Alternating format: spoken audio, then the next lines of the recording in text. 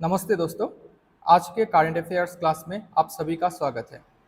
आज का current affairs का क्लास का फॉर्मेट कुछ अलग है और अब से इसी फॉर्मेट में हम क्लास करेंगे। आज का पहला टॉपिक है ब्रिक्स 2025 शिखर सम्मेलन, जो कि ब्राज़ील के रियो डी जेनेरियो में अनुष्ठित किया गया था। यहाँ पे भारत का जो मुख्य चिंताएं था, जैसे कि सीमा पार आतंकवाद के खिलाफ लड़ाई, इसमें बहुत ज़्यादा समर्थन मिला है। इसके बाद हम बात करेंगे संयुक्त राष्ट्र जैसे वैश्विक संस्थानों को ज्यादा न्यायपूर्ण और समावेशी बनाना। UN, United Nations has lost its relevance, हम ये न्यूज़ में कभी कभी पाते हैं, है कि नहीं। जैसे कि यूनाइटेड नेशंस सिक्योरिटी काउंसिल है, यूएनएससी, ये जो सिक्योरिटी के पर्सपेक्टिव से चीज़ों को देखता है।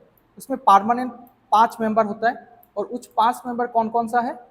USA, that is United states of America, China, उसके बाद आता है रशिया,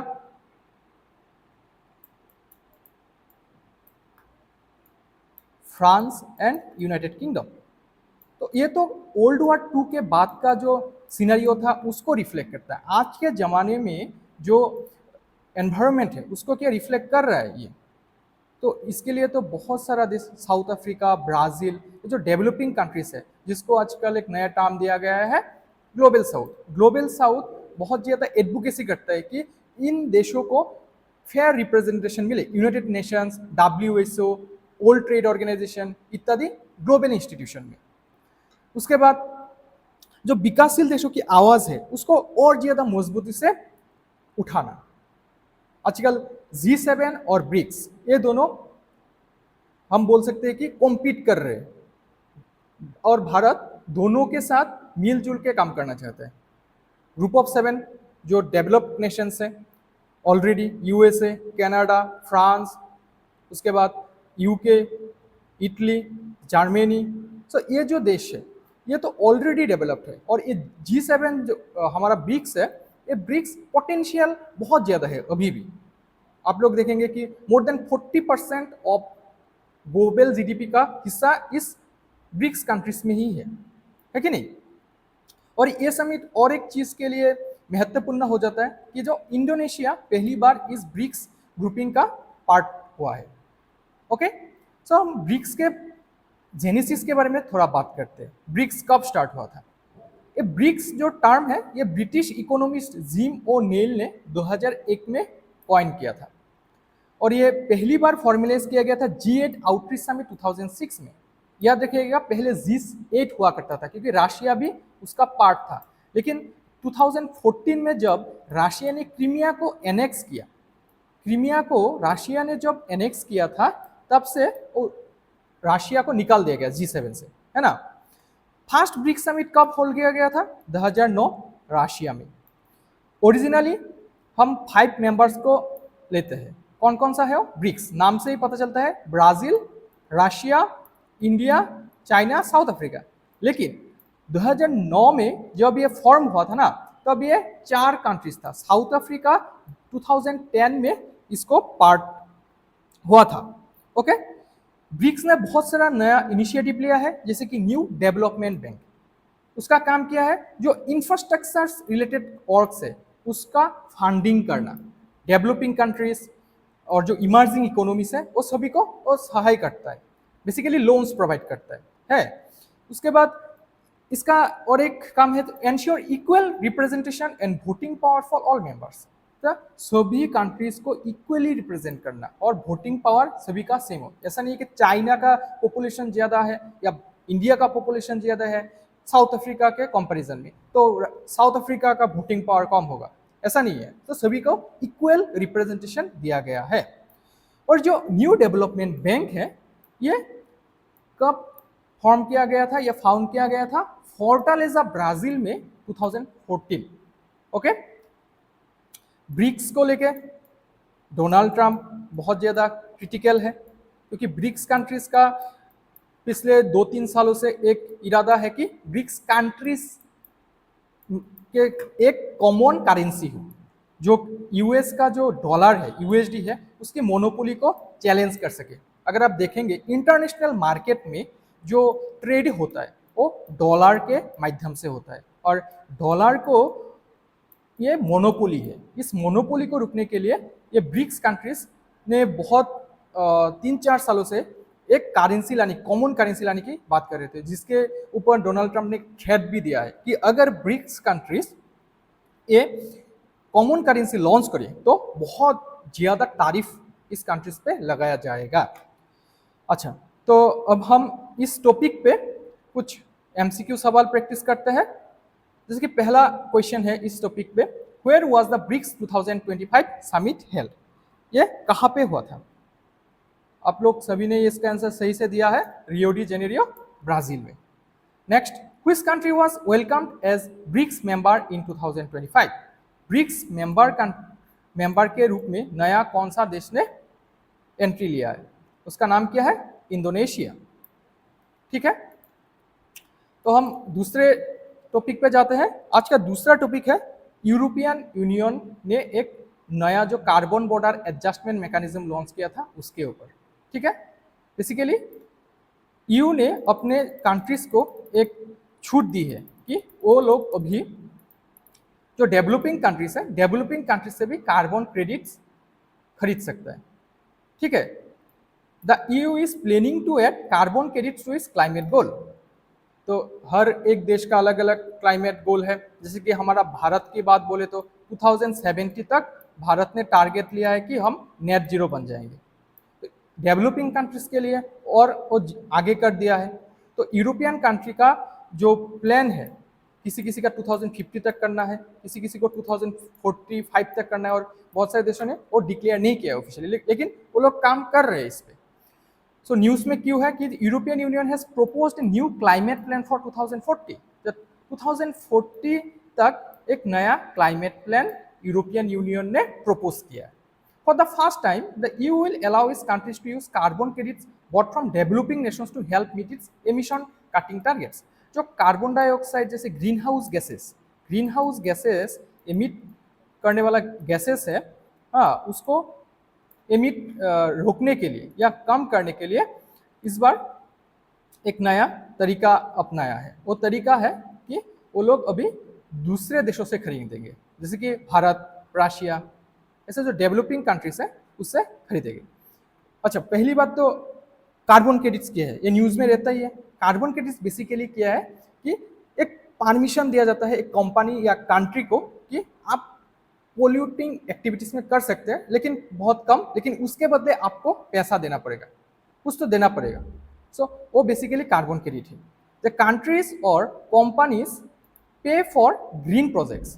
जो कंपनीज है या कंट्रीज है वो ग्रीन प्रोजेक्ट्स के लिए पैसा देता है। जैसे कि अगर ब्राजील में फॉरेस्ट प्लांट करना हो, क्योंकि एफॉरेस्टेशन प्लांट ये करने से क्या होगा, एफॉरेस्टेशन होगा, और एफॉरेस्टेशन कार्बन डाइऑक्साइड कैप्चर करता है ना। सो अगर ब्राजील का कोई कंपनी या ब्राजील का कोई ऑर्गेनाइजेशन ये काम कर रहे तो उसको पैसा मिल जाएगा, जो कंपनी उसके बदले पैसा देगा, वो पोल्यूटिंग एक्टिविटीज बहुत कम मात्रा में करेगा, है ना। सो ये कार्बन क्रेडिट है बेसिकली। और या तो और एक एग्जांपल हम देख सकते हैं कि converting petrol buses to electric in India. जो हमारे यहाँ पे पेट्रोल और डीजल से चलने वाला व्हीकल्स है उसको हम इलेक्ट्रिक में कन्वर्ट करते हैं, उसके लिए पैसों की जरूरत होगा। अगर कोई कंपनी ये पैसा दे रहा है, ठीक है ना, ये पैसा दे रहा है तो उसको एक कार्बन क्रेडिट मिल जाएगा। ये कार्बन क्रेडिट का एक यूनिट है। एक कब दिया जाता है, जब 100 tons of carbon dioxide emission रोका जाता है।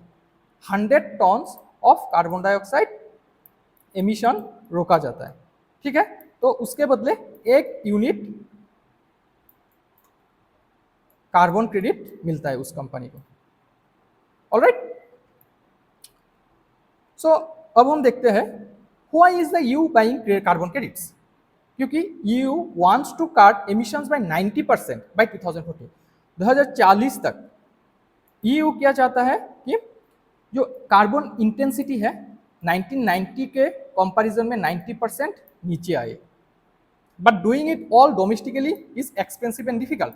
अगर ईयू खुद अपने जो 30 कंट्रीज है उसी के अंदर करना चाहता है तो ये बहुत समय लग जाएगा और एक्सपेंसिव भी होगा, तो इसीलिए ये नया तरीका अपनाया है। So you plans to buy carbon credits from other countries, लेकिन इसमें एक कैप्ड है, ठीक है, एक लिमिट है, कितना 3% ऑफ द टारगेट, जितना टारगेट है उसका 100% का 3% ही वो लोग बाहर के देश से खरीद सकते हैं। इसका बेनिफिट क्या होगा? This would reduce cost and still keep the climate goal alive. Next question इस टॉपिक पे, what is the use climate target for 2040? European unions का क्लाइमेट टारगेट कितना है 2040 तक?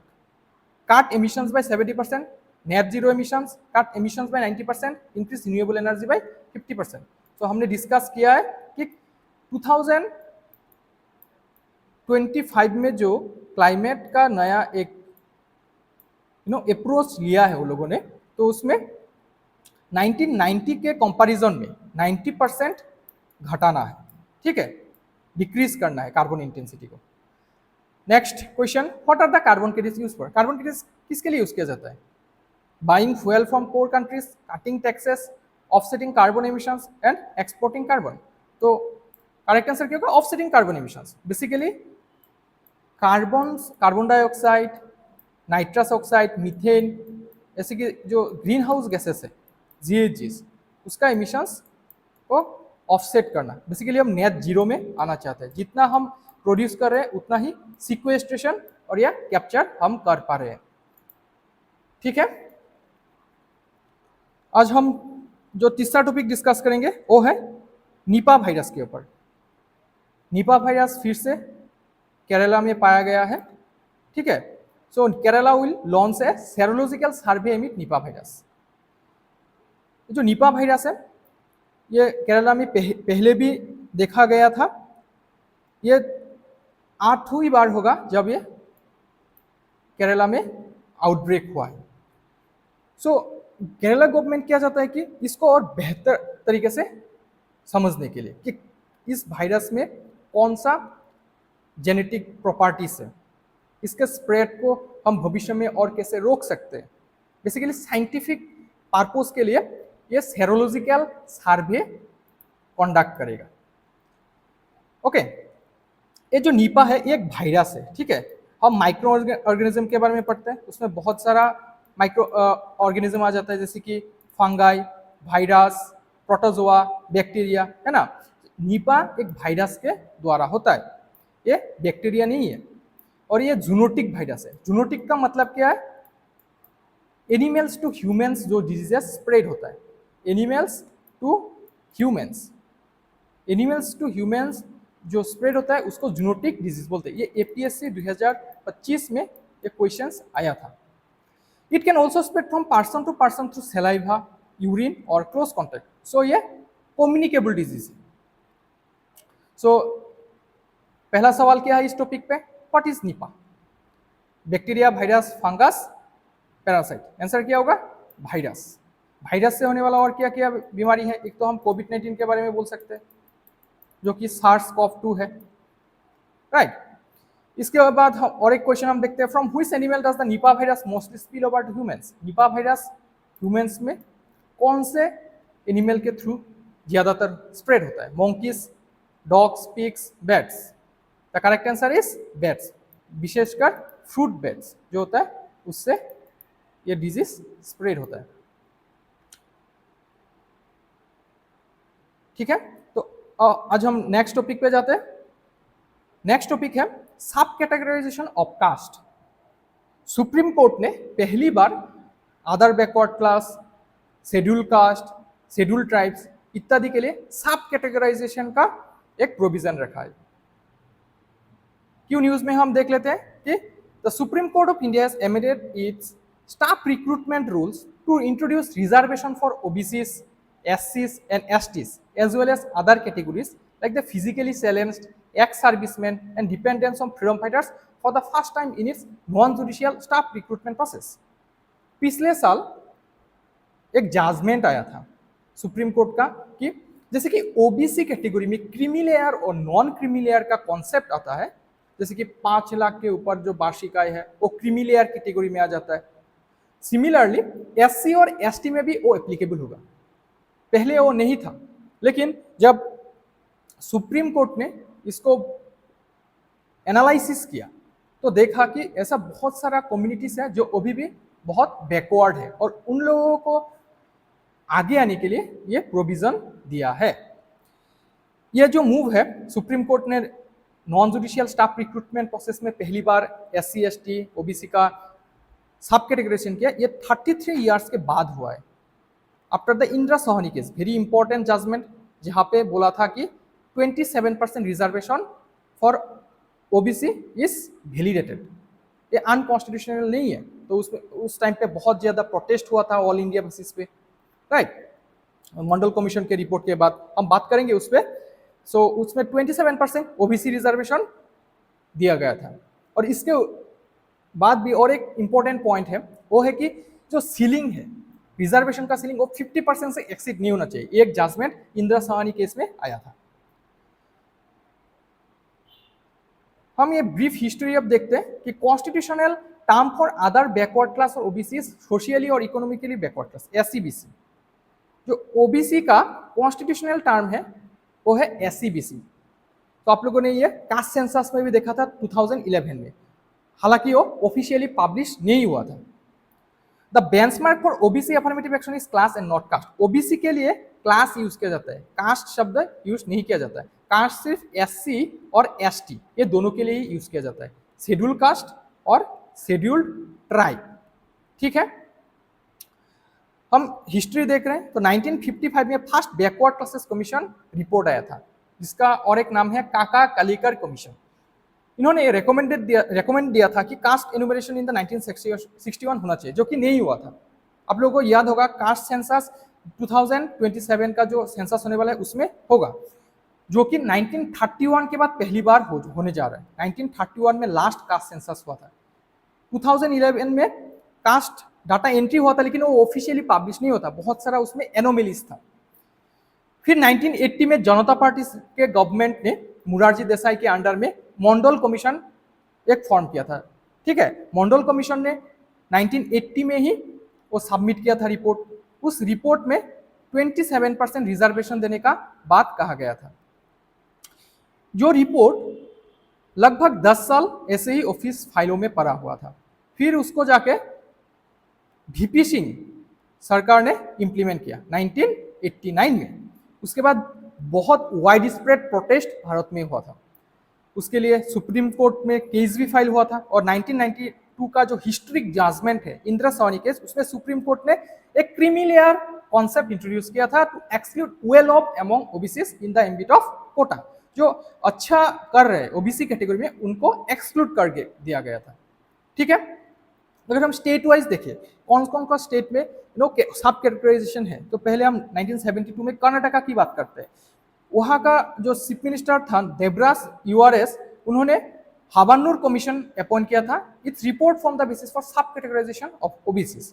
फिर 1977 में बिहार CM कर्पूरी ठाकुर जी को इस बार भारत रत्न मिला था, right. Implements Mungerilal commission report to divide OBCs into 2 categories, extremely backward जो बहुत गरीब है, बैकवर्ड है, एंड बैकवर्ड क्लासेस, 2 कैटेगरी में इंप्लीमेंट करने की कोशिश कर रहे थे Bihar CM Karpoori Thakur.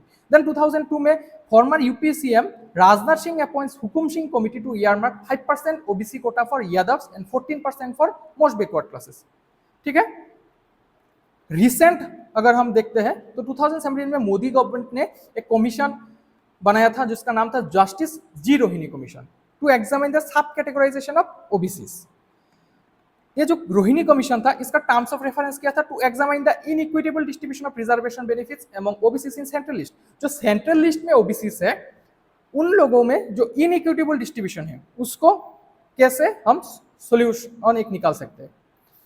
To work out the mechanism, criteria, norms and parameters in scientific way. Scientifically एक मैकेनिज्म डेवलप करना, क्राइटेरिया डेवलप करना, नॉर्म्स कैसा होगा, पैरामीटर्स कैसा होगा, ये इस कमिटी का टर्म्स ऑफ रेफरेंस था।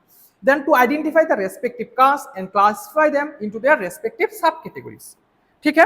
और ये जो रिपोर्ट था 2023 में रोहिणी कमीशन ने प्रेसिडेंट को सबमिट किया था, ठीक है। सो इस टॉपिक पे एक सवाल है। पहला सवाल तो when was the Kaka Kalelkar commission, the first backward classes commission appointed, कब किया गया था? 1955 में सबमिट किया गया था, लेकिन जब अपॉइंट कब किया था ये पूछा है इसमें, तो 1953 होगा। ठीक है, कब सबमिट किया था? 1955 को। Next question, who was the chairman of the first backward classes commission? First backward classes commission का चेयरमैन कौन था? काका कलेलकर। ठीक है, तो आज का करंट अफेयर्स का क्लास यहाँ पे समाप्त होता है। अगर आप लोगों को अच्छा लगा ये क्लास तो कमेंट सेक्शन में जनाएं और प्लीज़ ये चैनल सब्सक्राइब कर लीजिए। Thank you.